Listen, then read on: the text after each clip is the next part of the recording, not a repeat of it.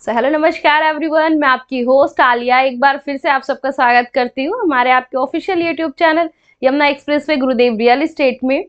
आप लोगों ने जैसे कि हमारी लास्ट वीडियो देखी होगी जिसमें हमने आपको ये अपडेट की थी कि फिल्म सिटी की प्री बिडिंग की प्री मीटिंग हो रही है। जो प्री बिडिंग होने वाली है उसकी पहले इन्होंने प्री मीटिंग ही रख ली है बिडिंग से पहले ही, ताकि जो भी निष्कर्ष जो कंपनीज इसमें बिडिंग में शामिल होने वाली हैं वो मतलब जो उनकी राय है, जो वो चाहते हैं, जो उनके सुझाव हैं, उस पर भी एक बार बिडिंग से पहले ही सारा एक तरह से कैलकुलेशन कर लिया जाए कि वो क्या चाहते हैं और उसमें कितना अथॉरिटी का तालमेल फिट बैठ रहा है, और उन सब का निष्कर्ष निकालने के बाद ही लास्ट कंक्लूजन पे ये बिडिंग निकाली जाए। तो इसलिए पहले ही प्री बिडिंग मीटिंग रख ली गई थी और अब इस मीटिंग में जो सुझाव आए हैं उस पे आज की ये अपडेट वीडियो लेकर हम हाजिर हुए हैं आपके सामने। जैसा कि आप सब जानते हैं कि हम यमुना एक्सप्रेसवे पे जब यूएसपीज की बात करते हैं, जब हम बात करते हैं यमुना एक्सप्रेसवे की फैसिलिटीज़ की, तो आपने सुना होगा सबसे ज़्यादा बात होती है जेवर इंटरनेशनल एयरपोर्ट, और उसके बाद जो बात होती है वो होती है फिल्म सिटी की। फिर आपकी सारी जितने भी औद्योगिक लग रहे हैं, जितने भी इंडस्ट्रियल सेक्टर आ रहे हैं, जितनी इंडस्ट्रीज़ की योजनाएँ आ रही हैं, फिर इंस्टीट्यूशनल योजनाएँ आ रही हैं, वो सारी चीज़ें हैं। बट अगर हम स्टेप वाइज चल के देखें तो सबसे पहले नोएडा इंटरनेशनल एयरपोर्ट, जिसे हम जेवर इंटरनेशनल एयरपोर्ट के नाम से भी जानते हैं, और उसके बाद फिल्म सिटी। ये दो जो सबसे मेन मुद्दे हैं, जो दो सबसे मेजर प्रोजेक्ट हैं जो कि यमुना एक्सप्रेसवे पे आ रहे हैं।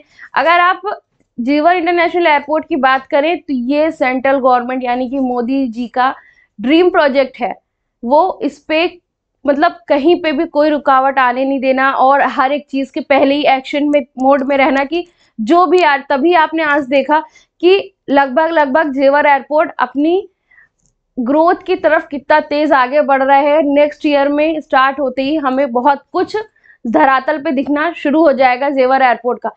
फिल्म सिटी में क्या हो रहा था कि पहले इसके पहले भी बिडिंग्स आई थी, 2 बिडिंग जो इसकी, जहाँ पे सक्सेसफुली नहीं हो पाई, जहाँ पे ठीक से मतलब जो कंपनीज को आना चाहिए था वो नहीं आए, कुछ क्लॉज उन्हें समझ नहीं आए, कुछ आपसी जो एक होता है कंपनी का और जो अथॉरिटी का, जो वहाँ पे ये प्रोजेक्ट पे काम कर रहे हैं, उनका एक तरह से मतभेद था, एक तरह से उनकी जो थॉट थे और इनके थॉट में डिफरेंसेस थे।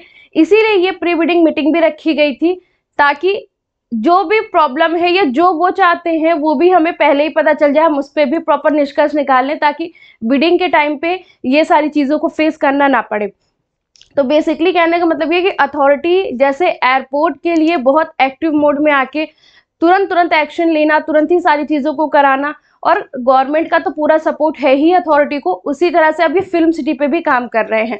तो पहले थोड़ा निगेटिव होने की वजह से बहुत सारे ऐसे लोग हैं जो अभी भी इस चीज़ को निगेटिव वे में लेके चल रहे हैं कि अरे फिल्म सिटी तो बस कुछ नहीं और ऐसे ही चलता रहेगा, अभी देखना इसमें भी कुछ नहीं। तो वो जो निगेटिव चीज़ें हैं उसको आप साइड में रख दीजिए। पहले लोग एयरपोर्ट के लिए भी इसी निगेटिविटी को बोल रहे थे, इसी रूमर्स को फैला रहे थे, और आज एयरपोर्ट आपके सामने है। क्योंकि बहुत सारे लोगों ने पेशेंस रखा है, ऐसा नहीं कि किसी के नेगेटिव बोलने को जिससे लोगों ने वहां पे सेल परचेज नहीं करी, सब कुछ हुआ था, लोगों ने सब कुछ किया था। और अब इसी तरह से फिल्म सिटी का भी लोग कयास लगा रहे कि अभी तो कुछ नहीं है, हवा में है सारी चीजें, ऐसा कुछ नहीं है। अब इसे भी लोग होते हुए देखेंगे और फिर जो आज के टाइम पे इन्वेस्टमेंट कर रहा है, फिर आज के टाइम पे जो ले रहा है वो इसका बेनिफिट लेगा, जिन्होंने सिर्फ रूमर्स फैलाए थे वो देखते रह जाएंगे। तो सीधी सी बात है, अब फिल्म सिटी में भी बहुत तेजी से एक्शन लिया जा रहा है। तो आने वाले समय में आपको बहुत तेजी से फिल्म सिटी का निर्माण होते हुए दिखना शुरू हो जाएगा। फिलहाल ये बिडिंग की जो वीडियो आज हम लेके आए हैं ये कल की अपडेट की वीडियो है कि कल मीटिंग में क्या चीज़ें फाइनलाइज की गई है। तो वीडियो एंड तक देखिए, आपको सारी डिटेल्स यहाँ से समझ में आ जाएगी। अमेरिकी जापानी कंपनियों ने फिल्म सिटी में रुचि दिखाई। तो फिल्म सिटी में बाहर के लोग भी इंटरनेशनल लेवल पे भी इंटरेस्टेड हैं काफ़ी ज़्यादा। फिल्म सिटी परियोजना में अमेरिका, ऑस्ट्रेलिया, जापान, कोरिया और दुबई की कंपनियों ने रुचि दिखाई है। ये कुछ चुनिंदा देश हैं जिनके नाम हम आपके सामने प्रेजेंट कर रहे हैं। यह विदेशी कंपनियां कंसोर्शियम के जरिए इस परियोजना में आना चाहती हैं। यमुना प्राधिकरण में गुरुवार को प्री बिडिंग मीटिंग में इनसे जुड़ी कंपनियों के प्रतिनिधियों ने भाग लिया। प्रतिनिधियों ने कहा कि बिड डॉक्यूमेंट के साथ परियोजना का प्रेजेंटेशन और प्रोजेक्ट रिपोर्ट भी दी जाए। साथ ही परियोजना के लिए चयनित कंपनियों को फिल्म सिटी के अगले चरण की टेंडर प्रक्रिया में वरीयता दी जाए, मांग ये की गई है। साथ ही प्राधिकरण अब इन सवालों के जवाब जल्द ही वेबसाइट पर अपलोड करेगा। यमुना प्राधिकरण के सेक्टर 21 में 1000 एकड़ में ये फिल्म सिटी विकसित की जा रही है, जो कि इसमें पहला चरण 230 एकड़ में डेवलप किया जाएगा और अभी ये बिडिंग भी उसी 230 एकड़ के लिए ही कराई जाएगी। गुरुवार को बैठक अध्यक्षता अवस्थापना एवं औद्योगिक विकास आयुक्त मनोज कुमार सिंह ने की। यमुना प्राधिकरण के सीईओ डॉक्टर अरुणवीर सिंह भी मौजूद रहे। बैठक में फिल्म सिटी विकसित करने की इच्छुक 6 कंपनियों के प्रतिनिधियों ने ऑनलाइन तो 16 प्रतिनिधियों ने ऑफलाइन भाग लिया। बैठक में मशहूर फिल्म निर्माता केसी बुकाड़िया जी, मोहिंदर वालिया, कोरिया की फिल्म कंपनी सिक्योरियो के प्रतिनिधि विनय मित्तल आदि ने भाग लिया। किस तरह से यहाँ पे रकम को निवेश किया जाएगा? यह परियोजना 8 साल में पूरी होगी। इसमें 1510 करोड़ रुपए का निवेश करना होगा। पहले 2 वर्षों के लिए हर साल न्यूनतम 15 करोड़ रुपए खर्च करने की जरूरी होंगे। अगले 3 वर्षों के लिए प्रतिवर्ष 75 करोड़ रुपए और इसके अगले 3 वर्षों में न्यूनतम 100 करोड़ रुपए प्रतिवर्ष खर्च करना होगा। नियमों को कड़ाई से पालन करना होगा।